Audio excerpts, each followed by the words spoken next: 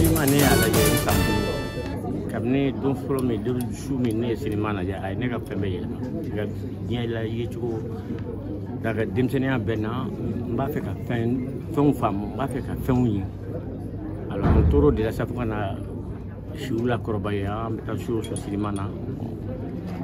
O kanu de kɛra Sulemani Sise sinsin bere ye cogo min na ka se ka farafinna seko ani dɔnko n'a a taabolo olu sankɔrɔta filimu jamana sira fɛ.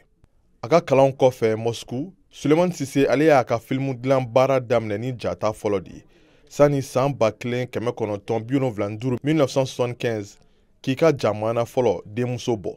O tuma kɛ o waati jamana marabaaw fɛla ye.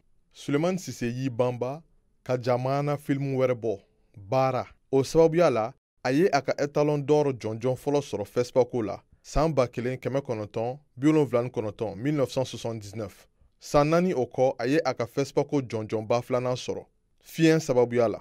O filimu min bɛ wele maa caman fɛ ko Bani Baturu o tun ye jalakilikan ye ka ɲɛsin Musa Tarawele ka sɔrɔdasi fanga ma.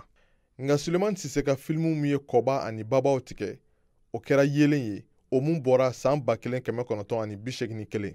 O filimu sababuya la Sulemani Sise ale ye festival de Cannes jɔnjɔnba sɔrɔ. Sulemani Sise denmuso Fatou Sise ale yɛrɛ tun ye ja dɔ labɛn waasa ka tasibila kɛ ka ɲɛsin a facɛ ka baarakɛlaw ma. FESPACO farafinna filimu ɲɔgɔn kunbɛba kɛnɛ kan Wagadugu san 2023. Ni mana fɔ ko Sulemani Sise a ka ca mɔgɔ caman b'a dɔn Bamako yen nɔ mais est-ce que Sulemani Sise ye mɔgɔ sugu jumɛn filimu in bɛ fɛ k'o de yira.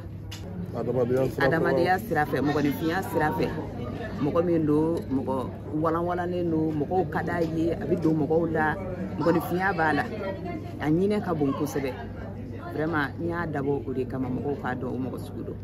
Sulemani Sise ale fatura ka si to sanji 84 la ka sɔrɔ a tun makɔnɔnen bɛ FESPACO kɛnɛ kan Wagadugu o yɔrɔ mun na a tun kan ka kɛ filimu ɲɔgɔndan kunbɛnba o kititigɛlan dɔ ye.